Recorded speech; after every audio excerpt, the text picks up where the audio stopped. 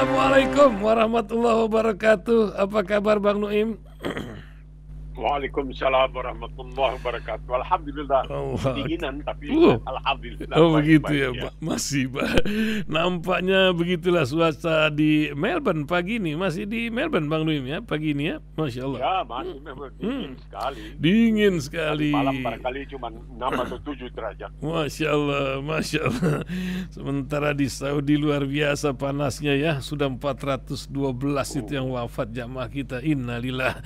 Apa kabar Bang Nuim di New York ini? Nampaknya cuaca panas pun akan melengkapi cerita Zohran Mamdani. Uring-uringan itu ya.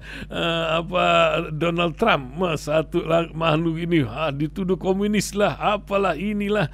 Apa yang terjadi dengan negeri yang katanya pionir dari demokrasi ini, Bang Nuim? Belum lagi urusan Iran nampaknya meragukan gencatan senjata Israel ini apa? Apakah memang akhir pekan lalu itu terakhir dan terbukti Trump juga uring-uringan akibat Netanyahu yang sedang diobok-obok masalah hukumnya.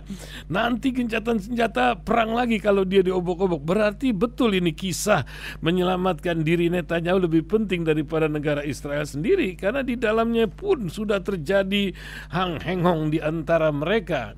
Di dalam negeri juga Bang Nuim, ini kejujuran menjadi sesuatu barang berharga, sehingga di Yogyakarta perlu ada gerakan moral berani jujur lawan korupsi dan ketidakjujuran. Masya Allah.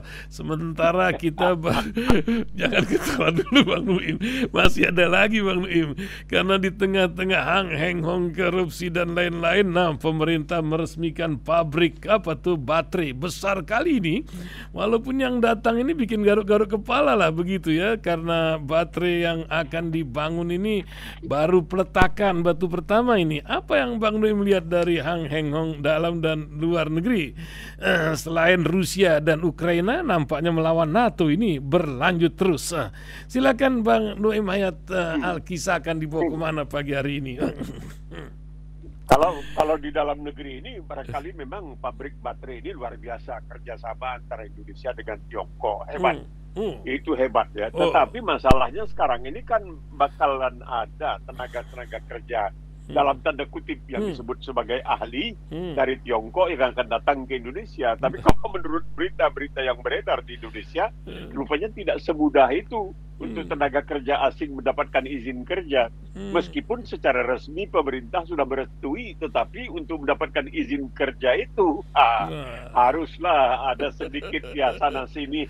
Dan ini sangat memalukan karena kita memang mengharapkan investasi dari luar negeri, terutama ya penanaman modal.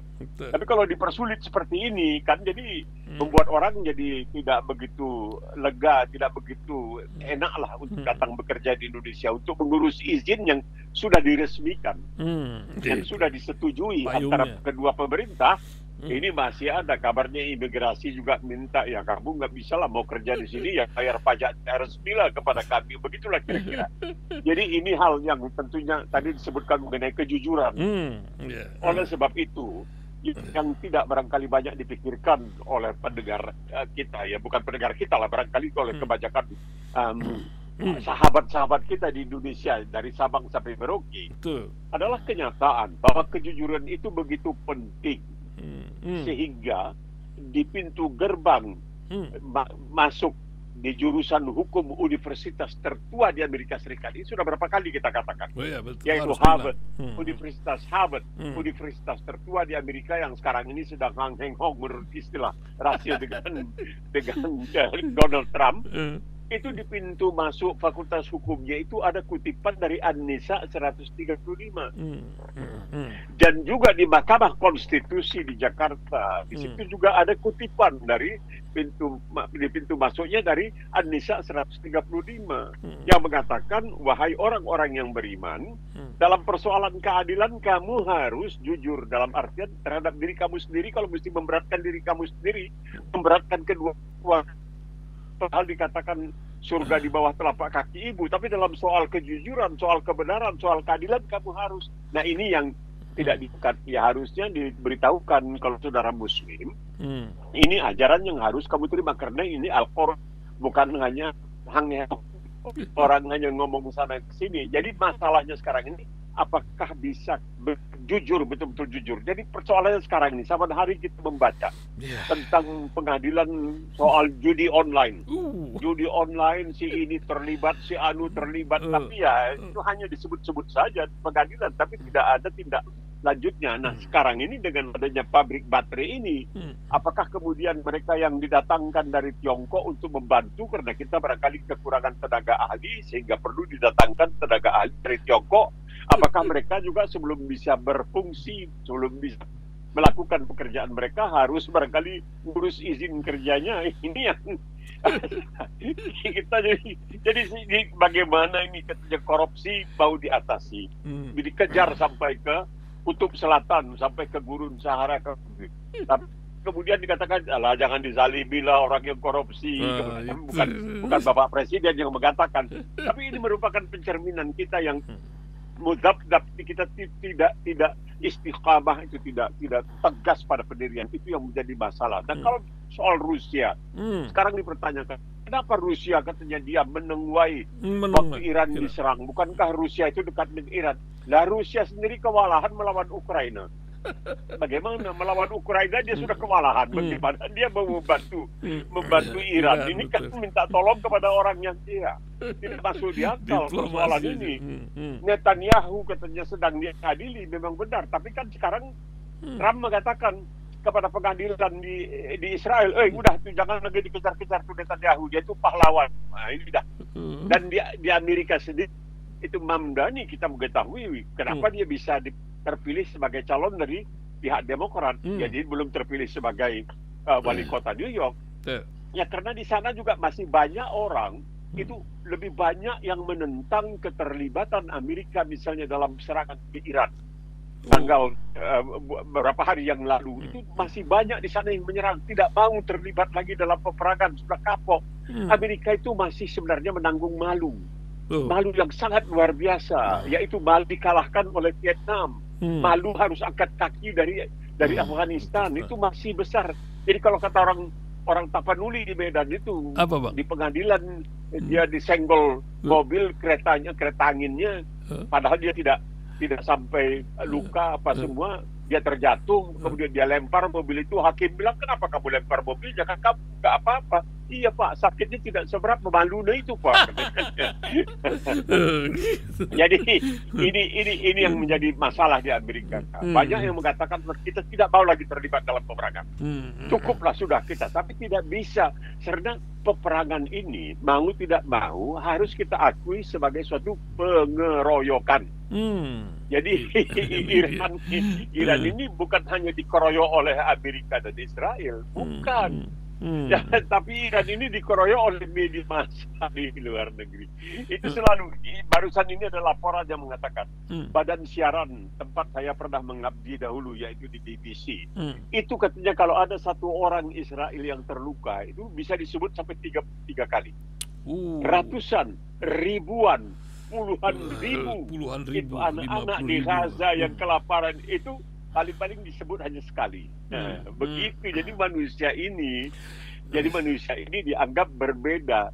Nah, Iran itu selalu dikatakan serangan terhadap Republik Islam Iran. Itu Islamnya perlu supaya mengingatkan orang, ini pernah ini Islam ya. Begitulah kira-kira. Ini dipakai ya, sentimen. Itu Islam itu dipakai untuk memberikan suatu gambaran yang keliru ya. Ini pantas karena ini Islam. Jadi ini seperti yang pernah dikatakan oleh Perdana Menteri Inggris William Gladstone di dalam parlemen. Dia mengangkat kitab hitam yang dikatakannya Al-Quran. Dia mengatakan selagi ini ada yang percaya, jadi artinya selagi ada yang percaya kepada Al-Quran, artinya umat Islam ada, maka kita tidak bisa tenang. Artinya penjajahan bakal terus mendapatkan perlawanan. Tapi orang tidak melihatnya seperti itu. Dan ini sekarang berulang lagi. Republik Islam Iran dihantam dan diajar. Itu kita nanti melihatnya begitu besar uang yang dikeluarkan. Kita mengetahui tahun 81 bagaimana Israel menghancurkan sarana nuklir damai Irak. Itu juga orang mengatakan, wah tidak boleh. Ini sudah sejak 30 tahun berkali. itu banyak media, banyak orang di Amerika mengatakan, oh ini Iran sudah dekat sekali dengan menghasilkan senjata nuklir. 30 tahun yang lalu, Orangnya sampai sama sekarang ngomong. belum ada senjata nuklir. Tapi orang nggak ingat itu. Orang tidak ingat. Dari sejak kapan-kapan, kenyataannya memang Israel sudah memiliki senjata nuklir. Itu tidak bisa dibantah. Di Islam ini, di Iran ini, celakanya dia bagaimana? Dia mau patuh, dia ikut di dalam perjanjian larangan penyebaran senjata nuklir. Dia ikut sebagai agen daripada pihak yang pengawas senjata nuklir, pengawas atom, pengawas senjata atom.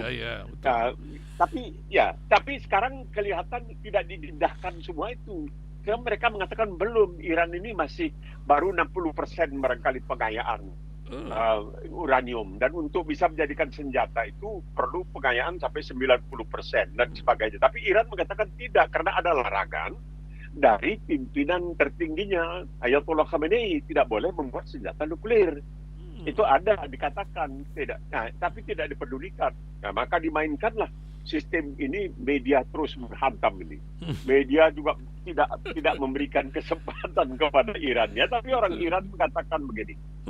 Saya pernah ke Iran, gimana Pak? Untuk menyampaikan makalah mengenai siaran radio. Saya diundang, ya, satu kehormatan lah bagi saya, karena itu tidak hanya beberapa tahun yang lalu. Di situ saya bicara dengan orang-orang Iran, ya mereka tuh kebanyakan macam sudah tawakal. Ya udah, billahi ta'ala, kita akan mati, biar bagaimanapun kita akan mati, kita berkata. Dan mereka tidak mau hal-hal seperti itu mengganggu kehidupan mereka. Memang setelah dibom oleh Amerika, ya memang agak kewalahan, tapi mereka juga tidak begitu peduli sebenarnya, karena mereka mengetahui apapun yang dilakukan, kecuali kalau memang kemudian rezim itu, Iran itu tidak pernah dikatakan pemerintah Iran. Rezim. Pemerintah Israel, rezim Iran. Jadi seakan-akan ini kalau kata orang Medan tidak cucing deh. Tidak sah ini rezim, ya. Begitu. Kita sebagai orang media kan kita mengamati semua itu, ya ini kok aneh, ya ini disebut rezim, ini ini yang menjadi. Jadi di Iran itu saya menanyakan kepada orang-orang, ya apa boleh buat kullu nafsin dha'iqatul maut. Memang kalau ada teori yang mengatakan orang yang punya harta lebih banyak, orang yang punya duit lebih banyak, itu lebih takut mati. Hidupnya lebih susah. Karena dia mikir, aduh kalau aku mati aku tinggalkan semua ini, kalau mati aku tinggalkan. Nah, ini kebanyakan orang miskin di Iran tuh, ya mati sudah meninggalkan amal ibadat kalau ada memang diterima oleh Allah SWT. Jadi ini bukan sesuatu yang luar biasa. Kita melihat semua ini memang menarik, ya. Iya, menarik kan, dan embargo menjadi keberkahan buat Iran, katanya juga dikatakan. Bukan begitu kesederhanaan terlihat atau bagaimana, Bang, di sana? Iya, betul, itu salah satu kenyataan juga. Dan Iran itu memang bagaimana dia berkati dengan sumber daya alam yang besar dan lain sebagainya. Dan sekarang Amerika sudah katanya mencabut sanksi terhadap Iran dan lain sebagainya. Tapi Iran diancam di begini, hati-hati, karena Netanyahu itu kata Trump, waduh pahlawan yang luar biasa, hebatnya begini. Tapi orang di Israel mengatakan dia masih harus menghadapi pengadilan. Tetapi kan sekarang Trump sudah mengatakan, seakan-akan dia ingin mendiktekan walaupun permintaan kepada pengadilan supaya tidak lagi menuntut Netanyahu. Tapi ini nampaknya Netanyahu akan mengalami persidangan. Barangkali harus tampil, ya, di pengadilan. Ini satu hal kan aneh juga kita melihat dalam keadaan seperti sekarang ini, pengadilan itu ya jalan terus dan terhadap seorang yang disebut sebagai pahlawan yang sangat luar biasa. Tapi kita tidak heran karena Bung Tomo itu pahlawan 10 November juga pernah dipenjarakan oleh Orde Baru. Jadi bukan sesuatu yang luar biasa sebenarnya. Bang, ini negara-negara Timur Tengah kok menang-menang baik pada sana. Apa sejarah tentang penggulingan kerajaan di Iran mempengaruhi atau cemana, Bang, mereka terutama juga terhadap Palestina, ya? Ini macam 4 kaki tak macam mana? Gimana, Bang? Ya, ini kan masalahnya beginilah. Kalau dalam persoalan dengan Iran ini sudah jelas. Yang dipakai itu adalah suatu alasan teologi. Bahwa Iran itu Syiah. Syiah itu berseberangan dengan Ahlus Sunnah wal Jamaah. Itu dikatakan seperti itu. Tetapi mereka tidak berani mengatakan bahwa Iran itu bukan Islam. Kalau memang Iran bukan Islam, maka dia tidak diperbolehkan masuk ke Mekah dan ke Madinah untuk menunaikan ibadah haji atau umrah dan lain sebagainya. Jadi mereka melihat dari sejak dahulu itu yang ada itu adalah persekutuan antara Arab Saudi dengan Mesir untuk menghadapi Iran sebagai kekuatan Syiah yang tidak bisa diimbangi oleh negara-negara ahlu sunnah lainnya yang umumnya adalah sistem kerajaan, sistem emirat, sistem lain sebagainya. Yaitu yang disebutkan di Indonesia barangkali dinasti dan lain sebagainya. Jadi mereka itu memang tidak ingin kalau Iran ini sampai berjaya karena akan memberikan contoh yang tidak baik. Di zaman Pahlavi dulu mereka tidak peduli karena ini sama saja kan. Pahlavi itu adalah sistem dinasti karena juga sistem seperti di Arab Saudi, sistem seperti terjadi di banyak tempat di Timur Tengah. Jadi mereka melihat bahwa Iran ini memberikan suatu dalam tanda kutip contoh yang kurang baik untuk rakyat masing-masing. Untuk rakyat masing-masing. Karena tidak bisa kita mengatakan Iran 100% demokrasi. Tidak. Memang mereka mengadakan pemilihan. Dan pemilihan mereka itu biasanya berlangsung dalam tanda kutip dikatakan jujur. Sehingga sering yang menang itu. Ya, jadi masalahnya adalah masalah teologi yang kemudian teologi ini dimanfaatkan untuk kepentingan politik juga. Jadi, karena dalam sistem Islam tidak ada sistem dinasti. Ya kan, kalau sistem dinasti maka wafatnya Rasulullah SAW berarti yang harus menggantinya Ali bin Abi Thalib radhiyallahu anhu. Karena dia adalah sepupu dan dia adalah menantu, ayah dari cucu-cucu yang sangat disayangi oleh Rasulullah, suami dari putri yang sangat disayangi oleh Rasulullah. Tapi tidak demikian adanya. Contohnya kenapa Abu Bakar Siddiq, Umar bin Khattab, Utsman bin Affan, baru kemudian Ali bin Abi Thalib.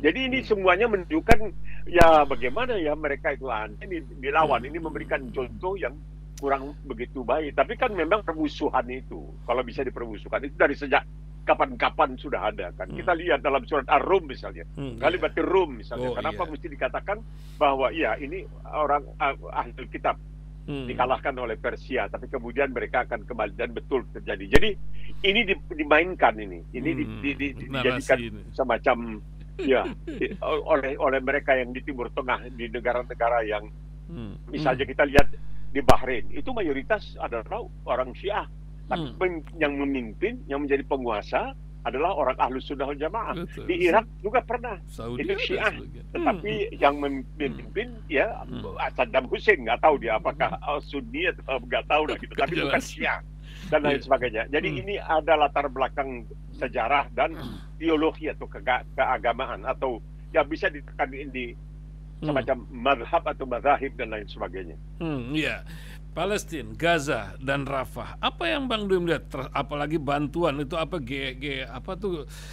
bantuan yang dikelola oleh Amerika dan Israel masukin narkoba pula ke dalam gandumnya. Sementara sudah hampir 57.000 lebih korban masih hari-hari ini terjadi. Apa yang Bang Dwi melihat, Bang? Kalau kita baca apa yang dikatakan oleh Universitas Harvard, itu bukan 57.000, tapi 377.000. Masya Allah. Itu kan ada laporan dari Harvard.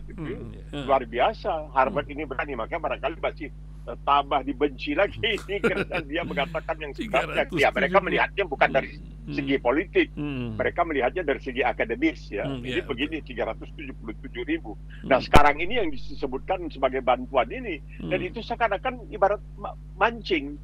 Kita kasih umpan, tahu-tahu kena kailnya. Nah ini orang mau mengambil karena ini ada bantuan, mau ambil lalu ditentang.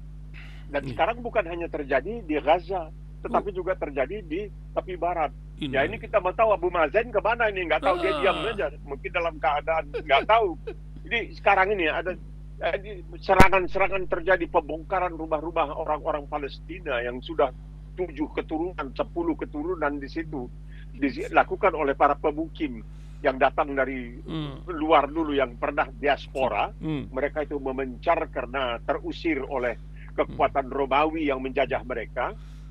Dan kemudian mereka setelah itu mereka kembali ketika Inggris Inggris ini juga bikin masalah ini kan, jadi mendatangkan mereka kembali padahal mereka itu dianggap waktu itu teroris. Orang seperti Menachem Begin itu seorang teroris yang melakukan serangan terhadap Hotel David dan lain sebagainya. Tapi karena yang melakukan itu dari sejak itulah dalam bulan Mei tahun 1948 itu mulai Israel betul-betul menduduki dan mengusir ratusan ribu warga Palestina yang sudah berapa keturunan tinggal di situ, dan sekarang ini mereka tidak boleh kembali ke Palestina. Jadi sekarang mereka mulai masuk ke tepi barat, dan tepi barat seakan-akan dibiarkan para pemukim melakukan sekehendak hati mereka, malahan ada pengawalan. Nah itu orang Palestina ya tidak bisa berbuat sesuatu apa melawan kekuatan. Kita lihat sekarang Perdana Menteri Kanada yang menyalahi politik atau pegangan atau garis haluan yang dipegang oleh pemerintah oleh negara tersebut, yaitu agar di Palestina itu ada pemerintahan dua negara, satu Israel, satu Palestina. Sekarang dia mengatakan ya perlu dibentuk suatu negara Palestina Zionis. Nah, ini bagaimana ini? Dia juga sudah berubah. Ini orang Kanada juga, yang sebelumnya begitu kita lihat ya ini mungkin dia berada di tengah, paling tidak ya tidak berpihak sana kemari. Sekarang sudah kelihatan berpihak kepada pihak Israel.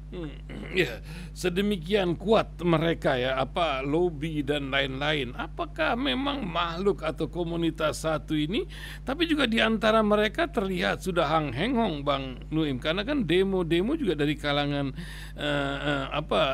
Israel sendiri terhadap Netanyahu enggak kurang-kurang, tapi nampaknya elit-elitnya masih mendukung cerita nubuat atau doktrin-doktrin yang sudah diajarkan sedemikian lama, Bang.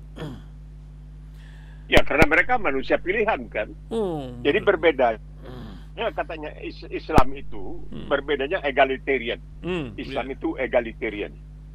Inna akramakum indallahi atqakum. Yang paling hebat itu adalah orang yang paling besar takwa. Lanjut Bang. Kita adalah the chosen people.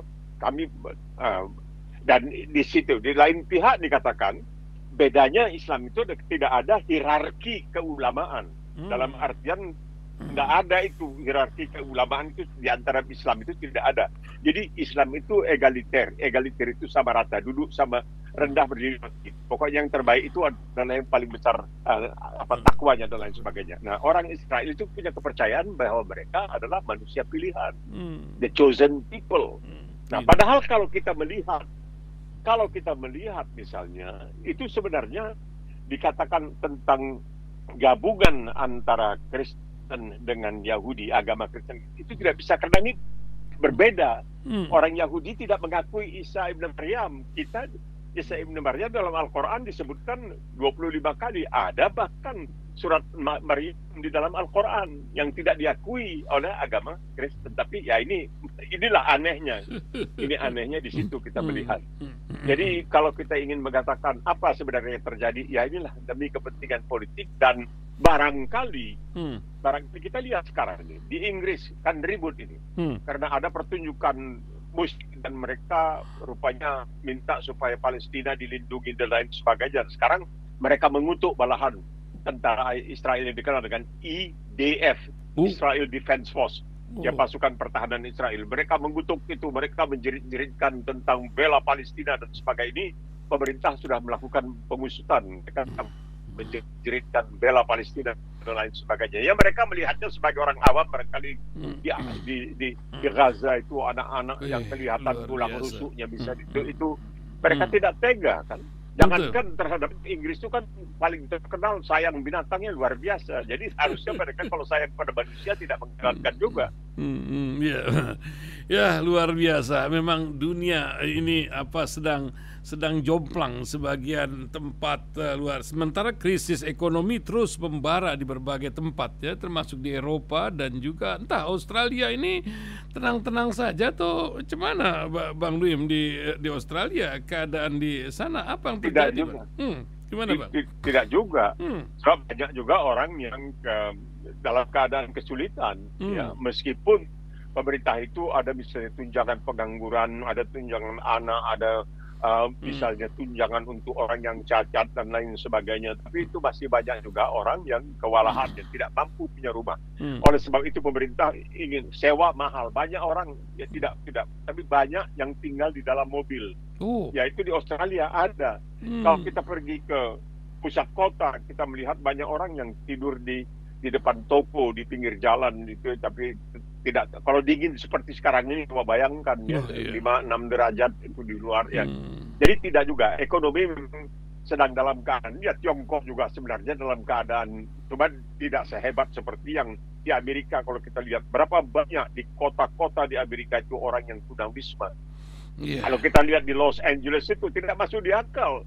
Itu saya melihat Los Angeles itu seperti pernah dulu saya ke Calcutta ya di India, sekarang Kolkata, itu orang hidup beranak pinak di pinggir jalan. Seperti juga orang di Bombay, saya pernah lama tinggal di Bombay juga, lihat itu di pinggir jalan tuh orang hidup di pinggir jalan punya beranak pinak dan lain sebagainya. Dan itu saya lihat di Bombay itu kalau pagi dahulu ada truk, dan truk ini datang periksa berapa orang yang sudah meninggal pada malam itu. Nanti dilihat, kalau dilihat ini ada titik merah di keningnya, ini orang Hindu, nanti dibawa ke kuil untuk diperabukan, dibakar. Ini dilihat, oh ini orang ini mahtun, yaitu dikhitan, ini disunat, oh ini muslim, dibawa ke masjid dan sebagainya, lalu dikubur. Itu tiap pagi dulu saya melihat itu truk-truk itu. Jadi sampai sekarang itu masih ada di Amerika, itu ada di Eropa, ada di Australia pun harus diakui ada, tapi tidak separah seperti barangkali di Amerika Serikat.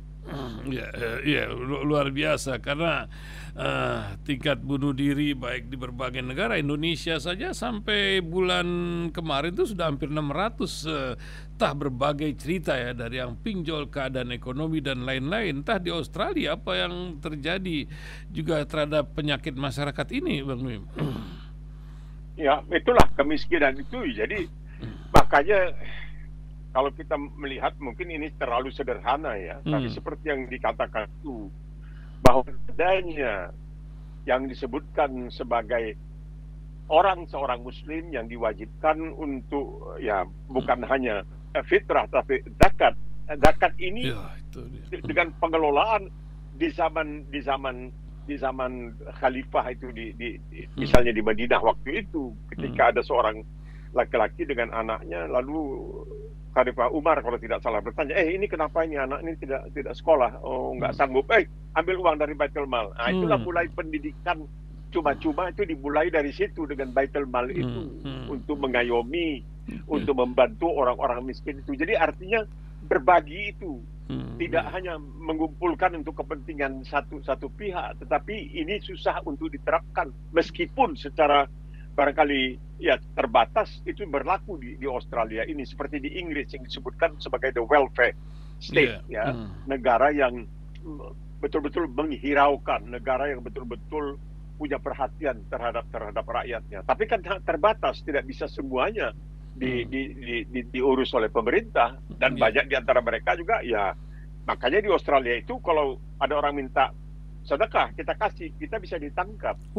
Yang meminta dan yang memberi juga bisa ditangkap, karena itu tidak diperbolehkan, disebabkan itu membuat orang menjadi malas, menjadi binalu, kata orang kita. Jadi mereka itu harus mencari. Jadi kalau dia mau minta sedekah, dia main musik, padahal dia tidak bisa main musik, tapi pura-pura main musik saja itu dikasih, itu boleh. Karena itu ibarat kita melihat satu pertunjukan dan kita memberikan balas jasa dalam bentuk sedekah atau apa namanya. Jadi di Australia pun ada kemiskinan, bukan tidak ada, tetapi tidak separah seperti di banyak tempat lain, begitu kira-kira. Iya, karena saya lihat data tingkat bunuh diri di Australia itu kalau dirunut-runut bisa sampai 3.000 per tahun, berarti 9 orang per hari. Di Indonesia diperkirakan ada 1.500. Ini fenomena yang luar biasa di tengah keadaan dunia nampaknya tidak menang-menang baik, karena bukan hanya ekonomi, kejiwaan juga kan relatif lebih sejahtera lah Australia, tapi kejiwaan ini menjadi masalah. Begitu Bang Nuim? Iya, karena takut pada masa depan. Itu yang menjadi masalah. Banyak anak muda itu yang kemudian bunuh diri karena ya begitu, dan kebanyakan ini terjadi di daerah di luar kota ceritanya. Nah, sementara itu sampai pada hari ini, sudah 36 orang perempuan di Australia yang dibunuh oleh ya partnernya, ya pacarnya atau oleh suaminya, yang disebutkan sebagai kekerasan dalam rumah tangga. Itu terjadi di Australia ini juga terjadi. Jadi manusia itu kelihatan memang ya sama saja seperti kalau kita melihat apa yang pernah terjadi sekian puluh tahun yang lalu itu di Amerika yang disebutkan Jonestown. Orang-orang yang mengikuti seorang pemimpin yang suruh bunuh diri sampai berapa seribu orang sekaligus bunuh diri dan lain sebagainya. Nah itu hal-hal yang sebenarnya harus membuat kita terus berpikir kenapa manusia sampai hal seperti itu. Bagaimana manusia sampai begitu putus asa sehingga mengatakan daripada hidup menanggung duka lebih baik mati berkalang tanah yang tidak boleh sebenarnya di dalam ajaran Islam tidak diperbolehkan. Masya Allah, Masya Allah. Bang Nuim, sebagai kalimat-kalimat ingatan buat 22 negara yang sedang merelay ini radio kita melalui streaming dan lain-lain, juga dari Aceh sampai Banyuwangi, apa ingatan Bang Nuim menghadapi kehidupan apalagi di awal tahun baru ini ya, Islam ini ya, di saat-saat yang mengingatkan kita tentang hari-hari yang penuh hikmah dari Rasulullah. Silakan Bang Nuim untuk seluruh pendengar yang lagi pusing atau yang lagi senang, silakan. Iya, ini kan dikatakan bahwa hijrah.